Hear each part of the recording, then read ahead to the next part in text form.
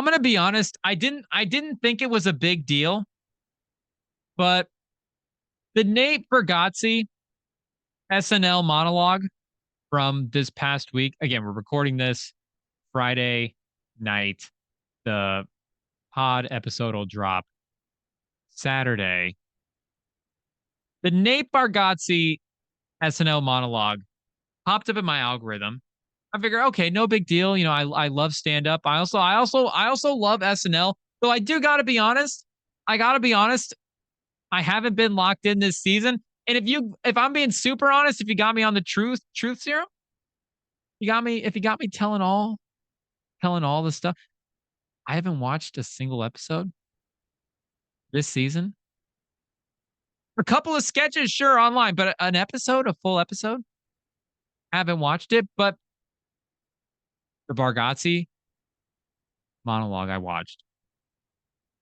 I went back, watched the episode, went back and watched the George Washington sketch again, watched the monologue again. And again, I didn't think it was a big deal. I just thought, I'm having a good time. I'm watching SNL. And then my cousin said he watched the same thing. Bargatze came through his algorithm. Okay, that's strange because he's a stand-up guy. My cousin's like he likes he is a stand-up guy, of course. Great guy, shout out. But he is a stand-up fan, but I wouldn't necessarily call him an SNL fan. So for Bargatze, for stand-up to pop up in his algorithm, sure, that makes sense. But for SNL, it's a little bit strange. But again, it's Bargatze. So SNL now, like, what are they missing by not bringing in more of these stand-ups to host SNL? And there's definitely a divide between the TV and the networks and the producers and the stand-up material and all that. I get that with what could potentially be censored.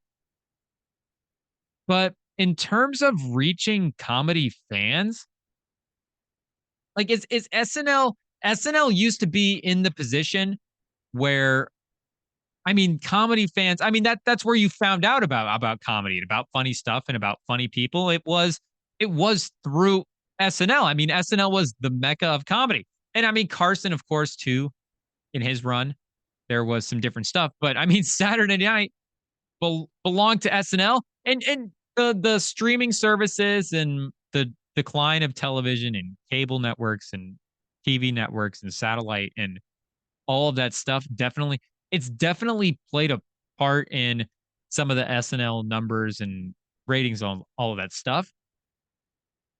But just in terms of comedy, like, comedy doesn't really exist on TV and in movies anymore.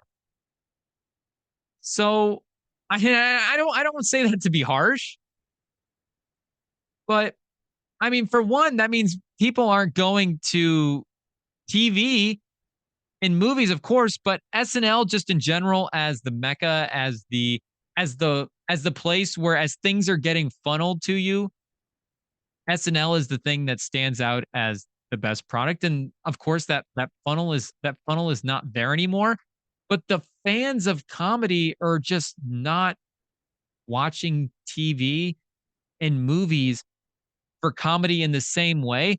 It's not the medium for the genre anymore. The genre is kind of moved to YouTube and to Netflix in podcasting and stand up, and like at that space of the internet has kind of taken over comedy. So if SNL wants to reach comedy fans, they kind of need to start dipping into this YouTube, Netflix, stand up podcast star pool of guys. I think if you want to reach the real comedy fans, because that's where the real comedy fans, like, what is the big comedy movie lately? What's the name of that movie? The TV, I think, has been a that the TV has definitely been a lot better. And, SNL is definitely in a spot where they're trying to appeal to a larger audience.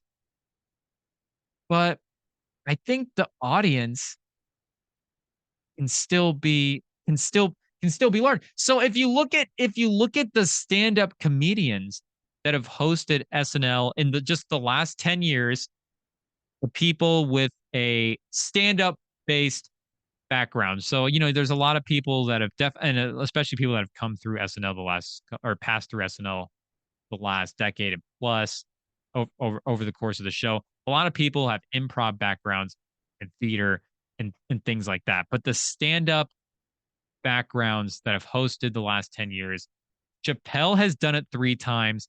Mulaney has done it 5 times. Louis C.K. did it 3 times. Fallon, Jimmy Fallon 3 times, and Amy Schumer 3 times as well. Chris Rock twice, Kevin Hart twice, and then a group of 15 others that have hosted one other time. But if we break those into two groups of SNL alums and non-alums, SNL alums have accounted for 15 episodes hosted by a stand-up the last 10 years, and non-SNL alums have counted for 14 episodes and now 15 episodes with Nate Bargatze. So most of the stand-up talent that they're dipping into has kind of been passed through the show already. I don't want to say censored by the show, but definitely material that the show it knows is comfortable with. People definitely their work and stuff that they know and they're comfortable with. People like Eddie Murphy, I think, are definitely like an exception to the rule. Chris Rock too, of guys that are stand up or SNL alums, but probably bigger stand ups. And they're SN like those two things and careers can definitely be separate. Mulaney, a little bit, too as well. But really, like the non SNL alum stand up guys to break through the last decade are Chappelle, Louis Schumer, Kevin Hart, and Bill Burr as guys to host. And now you got to throw Bargatze into the list, and they've finally gone and pulled one of these stand-up podcaster, works the clubs, works the theaters, really into the scene. They've finally gone and pulled one of these guys out. And guess what? This episode, and not only this episode, but the last 2 episodes that have been hosted by a stand-up are the 2 highest rated episodes in that span. So this episode with Bargatze and the last episode they did, hosted by a stand-up, was by Steve Martin, who also hosted it with Martin Short. They were promoting a Netflix special that they were doing. Those 2 episodes over the last 15 episodes have been the highest rated episodes. So they're kind of missing this whole fan base by not dipping into the town. Steve Martin and Martin Short is, I get, a different thing. It's a different level of fame. And just in general, like, you have to have a certain level of fame to be a host on SNL that maybe you don't necessarily get through a stand-up. But again, in terms of who are the stars in comedy right now, well, the stars in comedy are not really in movies, and yeah, they're still in TV, but they're definitely not the presence in TV that they used to be. They're in the stand-up game, and they're on YouTube, and they're on Netflix, and they're on the internet. And if you're still trying to appeal to the comedy people, well, that's where they're at. And with Bargatze, they went out, they got a guy, he crushed. It was super successful. Like this is exactly what the type of move and the type of host that they should be bringing. I'm not saying, do they need to have this guy every episode? I get it. I get that you need to have certain guys, and there's certain actors and things and people at the certain points of their careers. And like you need to have, like, Barkley a couple of years ago hosted. Like, you need to have certain different types of people host. But going forward, this is definitely the type of person that should be on more often. And nothing against the definitely nothing against the former SNL alums. Like this is not to say that these type of people shouldn't be hosting.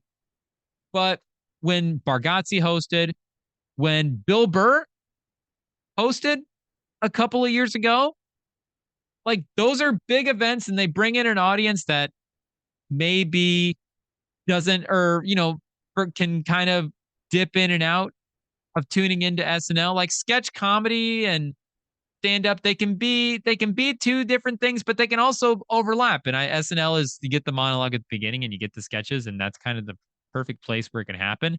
And for them to actually go out and get the fans of the stand up, the fans of comedy, and tap these people's audiences is, I think, important. And the show is still like super successful on YouTube, and it's still in general doing well, even though it's obviously not the powerhouse that it used to be.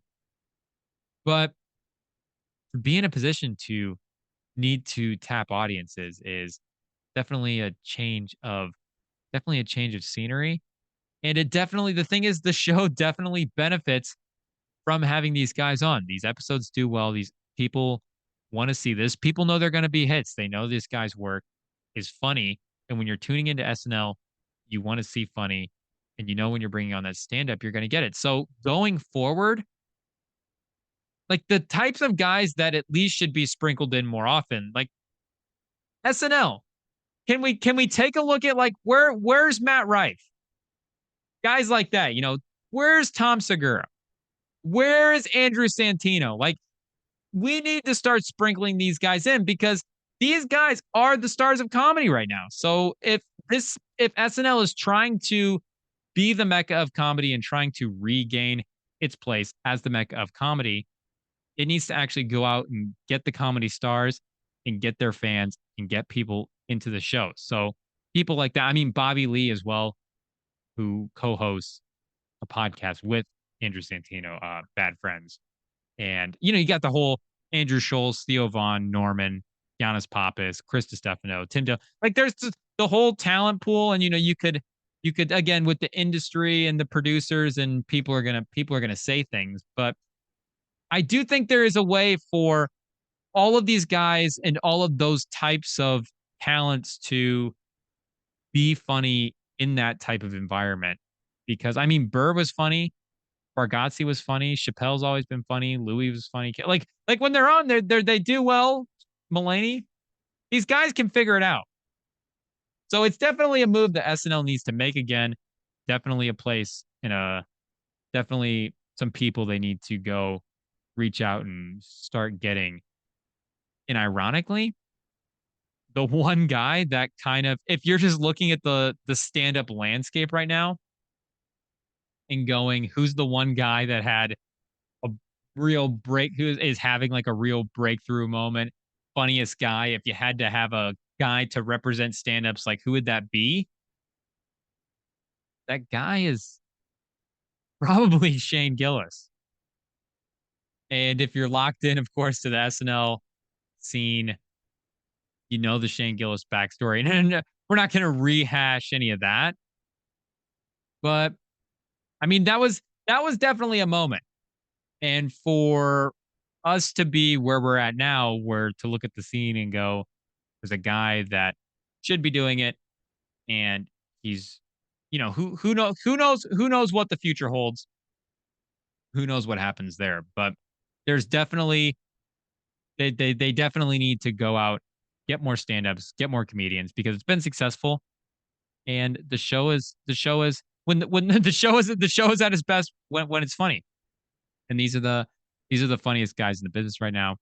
And I think SNL could use definitely a little bit of that. From nothing wrong with having a funny stand-up comic on SNL from time to time.